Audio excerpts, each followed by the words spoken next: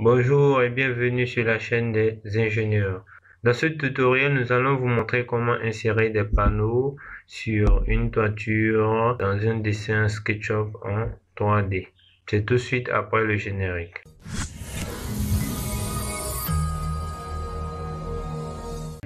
Donc ici, nous sommes dans un contexte domestique. Nous avons ici un habitat d'un particulier. Donc il s'agira ici de faire une installation photovoltaïque. Donc nous allons configurer un système avec des panneaux de 300 watts crête. Donc nous allons vous montrer comment insérer les panneaux photovoltaïques sur la toiture avec l'extension Skeleton.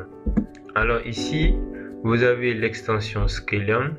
Donc Skeleton permet de traiter de tout ce qui est panneaux photovoltaïques, c'est-à-dire il permet d'insérer des panneaux photovoltaïques dans un logiciel, surtout dans le logiciel SketchUp, et de pouvoir faire une connexion avec le logiciel PV6 pour pouvoir exporter le dessin dans le logiciel PV6 et faire une analyse des ombrages. Alors pour insérer les panneaux, il faut d'abord définir la zone sur laquelle vous allez insérer les panneaux. Donc on va cliquer sur l'espace admise.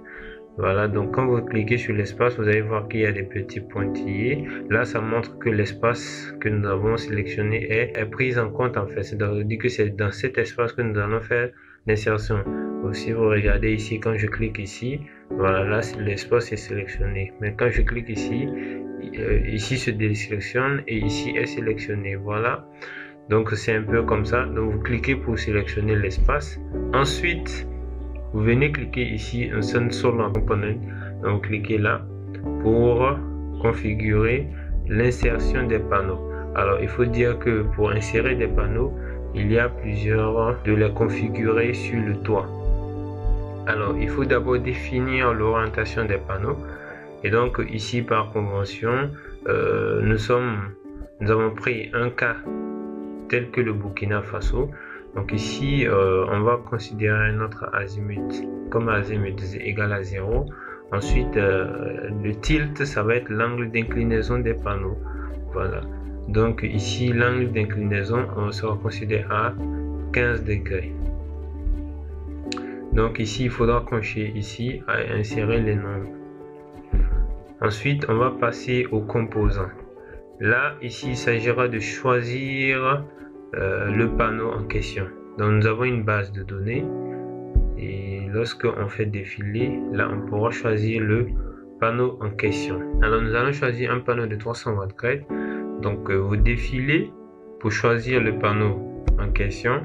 Nous allons choisir un panneau Viessmann. On va prendre le dernier ici, Viessmann Vitovolt. Alors dès que nous le choisissons, vous allez voir, il configure déjà en termes de puissance. Voici la puissance pic, c'est 320 watts. Donc voilà, c'est celui-là que nous avons pris. Au total, il fait 320 watts. Donc ici, nous allons garder pour chaque ligne pour 4 cm. Ensuite, on a le gap horizontal. Là, ça va être entre deux panneaux également. Deux panneaux. Et ici, on a l'espacement. On peut admettre cet espacement pour chaque panneau, ou soit pour chaque deux panneaux, ou chaque trois panneaux. Ça va dépendre. Voilà. Donc, on va le configurer pour chaque panneau. Après, nous allons faire les améliorations pour vous montrer les différentes variantes. Ensuite, ici, ça va être le space between panels, c'est-à-dire l'espace entre les panneaux, chaque panneau, qui est différent de ce gap. Parce que le gap, ça peut être entre deux ou trois panneaux. Et entre les panneaux eux-mêmes du même gap, c'est-à-dire entre les panneaux du même nombre, on peut avoir plusieurs espacements qui est de 4 cm. Ici, on a admis les mêmes espacements. Ici, on a l'orientation en portrait ou en landscape, c'est-à-dire en paysage. Donc, on va prendre landscape, paysage. Ensuite, stack component. Ça va être si les panneaux ils sont sur un même support. Voilà, là on aura plusieurs panneaux sur un même support, l'un au-dessus de l'autre en fait. Voilà, là on peut avoir 2 ou 3, là on a juste admis 1, ça veut dire que il n'y a pas celui du haut, c'est juste un seul panneau. Si on admet 2, on sera dans ce cas, dans cette image, ou si c'est 3, là on aura 1, 2 et 3. Voilà. Et là, le cas, c'est l'espacement entre ces panneaux-là. Vous voyez. Donc tout ça aussi, c'est à définir. Ici, on va prendre un seul pour l'instant. Donc on va faire les variations. Le row alignment, on va garder non coché. Ensuite, le pitch. On a le pitch ici. Alors, pitch, c'est pour l'espacement entre les panneaux de la première ligne et les panneaux de la deuxième ligne. Alors, ici, le pitch, ça va être égal au shadow, l'ombrage, plus un petit espacement que nous appelons ici X. L'espacement, ça peut être de 4 cm ou plus. Donc ici, on prendra le worst pitch pour l'instant. Après, nous allons faire des variations pour montrer la différence. Alors déjà, on a fini. Là, il faut cliquer sur continuer pour insérer les panneaux.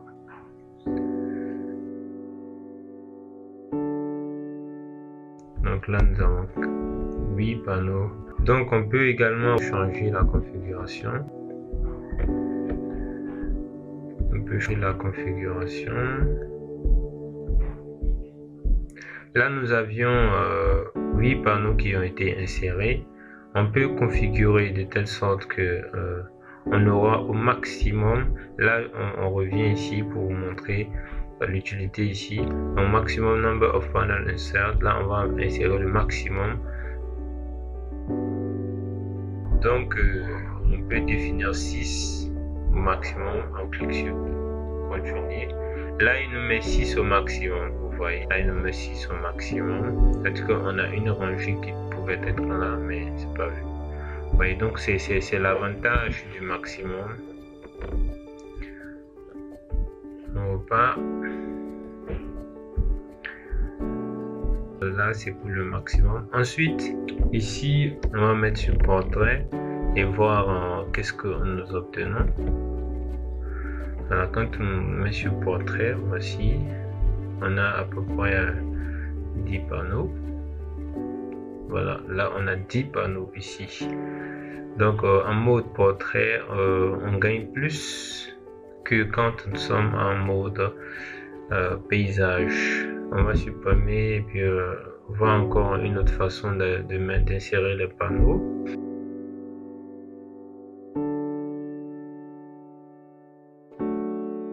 On va revenir ici en mode paysage. Ensuite, on va voir cette option Stack Component. Alors, on va faire 2 lignes sur un même support. Voilà. En gardant ici le cas à 4 cm. Ensuite, on va insérer. Voilà. Donc, vous voyez, on se retrouve dans ce contexte.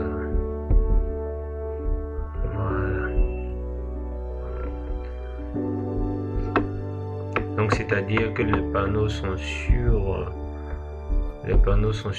un même support en fait, parce qu'on peut utiliser un seul support pour maintenir tout ce panneau. Voilà. Donc vous voyez, et là ici le gap entre les deux panneaux, là ça nous fait 4 cm entre les deux panneaux.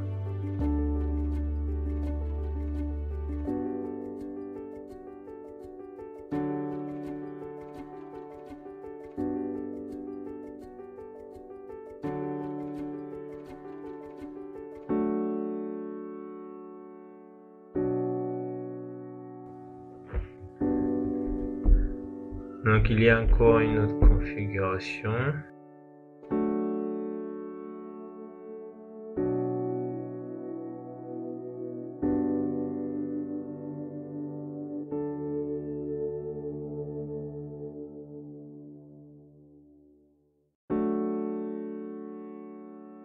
Ici, on va garder le stack component à 1. Donc pour les tests précédents, on a gardé toujours le worst pitch.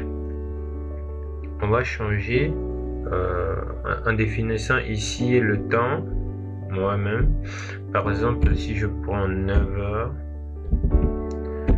voilà, pratiquement 10 heures. Et donc, on va supposer que le worst pitch c'est autour de 10 heures et faire continuer. Voilà un peu comment il nous définit ça. Donc là, le gap, la distance entre l'ombrage du panneau de la première ligne avec l'autre ligne, il fait un calcul de telle sorte que on peut avoir ici 10 panneaux, alors que quand nous prenons ici au midi, au worst pitch, on a au maximum 8 panneaux. Vous voyez, donc tout cela aussi joue dans la configuration. Également, on peut définir la distance entre la première ligne et la deuxième ligne nous-mêmes. Donc là, ça va être your own pitch. Là, je mets 100 cm. Là, ça va me faire 1 mètre environ.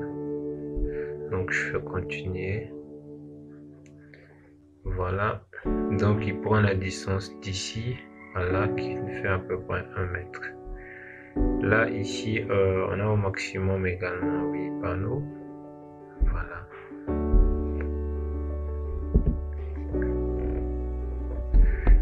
On peut changer en mettant environ 2 mètres.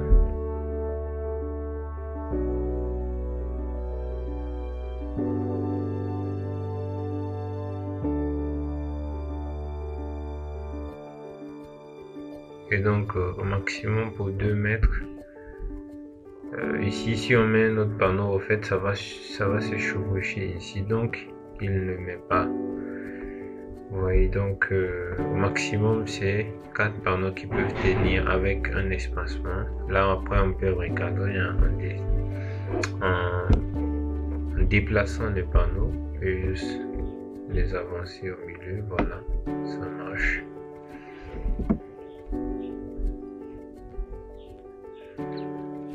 Donc du coup, avec cette configuration de 2 mètres de distance, on a au maximum 4 panneaux qui peuvent tenir ici en mode paysage. Et voyons voir en mode portrait. Voilà, il faut toujours sélectionner l'espace.